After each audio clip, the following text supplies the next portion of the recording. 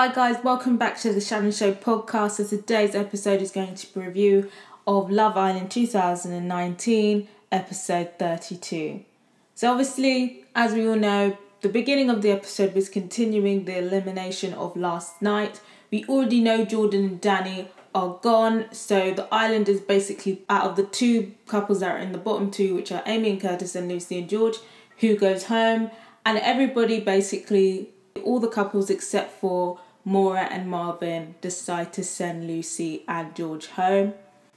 Not really that much of a surprise. I kind of predicted it. A lot of people felt like the spoiler of Amy leaving yesterday basically confirmed that Lucy and George left. Maura said she was upset. She was obviously friends with Lucy, and Ovi was quite upset as well, and he was basically upset. He feels like he didn't fight for George and Lucy. Regardless, they would have went anyway. Ovi was quite upset. It seems like him and George had developed a really great friendship. But my thing is, like, why are you letting Anna bully you? And then obviously, I bet we didn't really see anything about the aftermath, but I bet Ovi was seething after Anna basically was like begging him to... Anna basically decided they were going to save Amy, and then Amy goes home the next day. It's a fucking piss take. So obviously Lucy goes home. I'm not that bothered. It was her time to go. She says she's got a friend in Tommy forever, blah, blah, blah. We all know that's probably not going to last very long in the real world, the friendship. And, you know, she's going back home, and I think Joe's probably cracking on with another bird now. I don't think Joe's still waiting for her. Lucy was getting a bit too comfortable in there. She obviously didn't think she was going to be in the bottom anytime soon. George, like I said, I like George. He was a bit ditzy, but I feel like that was his appeal. It's a shame he had to go, but, you know, that's the game. I am a bit suspicious that Maura did pick Lucy and George to stay. Does anyone else think that is a bit suspicious? I personally feel like she voted for Amy and Curtis knowing that everyone else was going to save her. So then, knowing that everyone else was going to save them, so that she didn't look bad. I feel like she was very aware of that, and perhaps now kind of backtracking and thinking maybe how she's looking on TV, and then that's why she added in that speech of, "Oh, I'm upset that, you know, I don't feel good about there being a heartbroken girl in the villa, yada yada yada." I feel like I was very suspicious, and that felt like a campaign to kind of make herself look good. But what do you think? What do you think? Do you feel like she generally wanted to save Lucy because that's her friend, or do you feel like she made a strategic choice? Or do you feel like she made a strategic choice knowing that Lucy and George were going to be sent home by the other people? Obviously, we all know that Amy is leaving. She pulls Curtis for a chat, and she basically tells him that she loves him, and, you know, she still wants them to be friends, and she hopes that she can be friends, and she wants the best for him, but she knows that he won't be able to move on if she's still in the house, and that she needs to leave so she can heal. Like I've said many times on my podcast, Amy is deluded. Absolutely deluded. Like, everyone has seen how Curtis literally had no problem cracking on with Maura. He was just respectful enough not to do it in Amy's face, but he's definitely open to getting to know other people. Like, he's definitely open to getting to know other people, like, but he's definitely feels comfortable getting to know other people. Just say that you're hurt. Like our good sis Yewande said, don't say it's us. If it's just you, then just say it's you. Like, just say, you know, you're hurt and that's why you're leaving. And then also, I felt like, again, this whole chat, this whole heart-to-heart thing that was going on was unnecessary. And I feel like she was trying to guilt trip him again. I could see her eyes, the guilt trip eyes. The producers were just fucking forcing it, like, all of the, you know, the violins playing, like, it kind of felt like, you know, a very cheap High School Musical 2, you know, when Gabriella sees him on the bridge and she's like, you know, I gotta go my own way, and then the track sings. Like, I'm surprised they didn't get one of those cover artists to do a cover of Go My Own Way, High School Musical 2, because what she's basically telling Curtis is that I love you, you hurt me, and now I'm leaving. And I felt like she still even wanted at that point for Curtis to be like, no, don't go. Like, I've realised that I've done you so dirty. I want to make things work. You know, I have strong feelings for you. Let's make it work. And I feel like if Curtis said that to her at that moment, she would have took that and she would have took that ran with it, and she would have stayed. And this whole, we're gonna be best friends, we're gonna be such good friends on the outside, it was so forced, and it just reeked of possessiveness and controllingness and being emotionally manipulative. She makes her exit, you know, everyone's upset. Everybody in the house held her in high esteem, so of course everybody was upset. Curtis was crying. Do you feel like those tears were genuine? Because I feel like by the end of the episode he was kind of over it. So what are you thinking? Were they guilt tears, or do you feel like he actually cared / liked about Amy?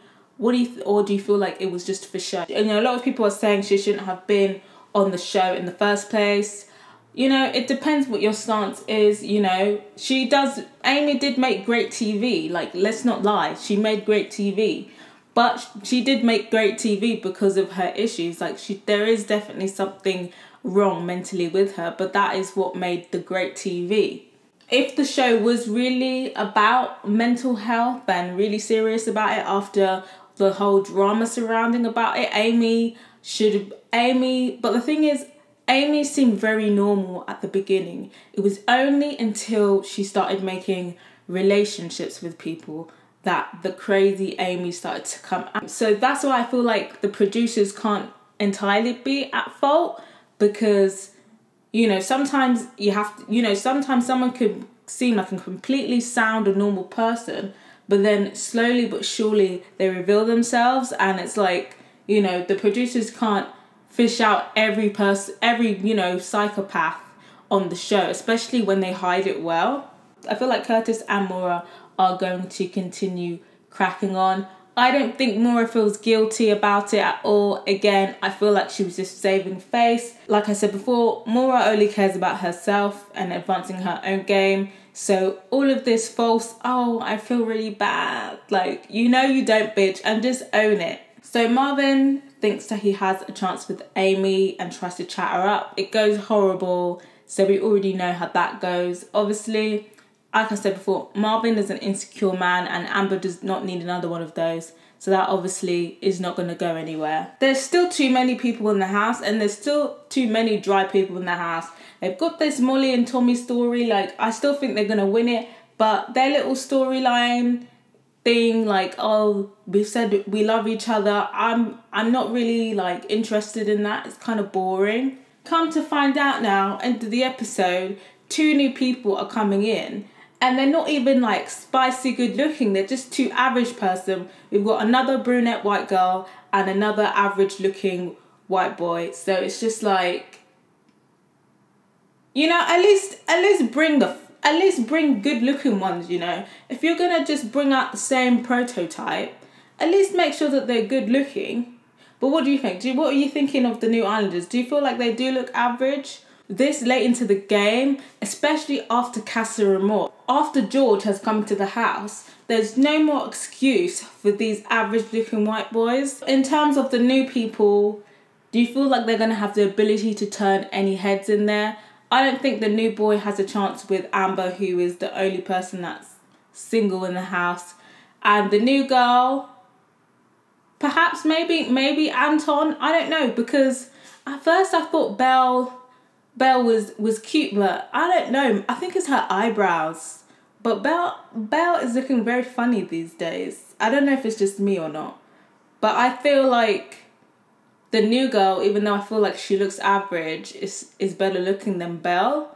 And Anton just goes off attraction. And, you know, in the beginning he was talking that talk like, I'm going to do what I want to do.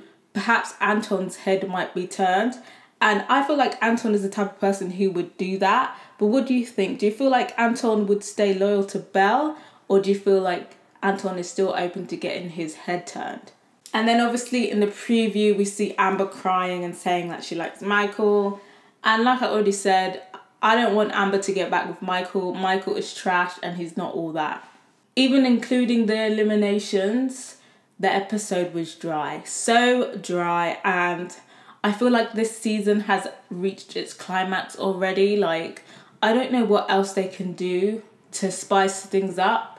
it's just like a long, hard trip to the end now, just watching it every day just to see what's going on, but not really enjoying it that much. And Amy, you know, she said that it's going to be 3 weeks left. I'm thinking, 3 weeks?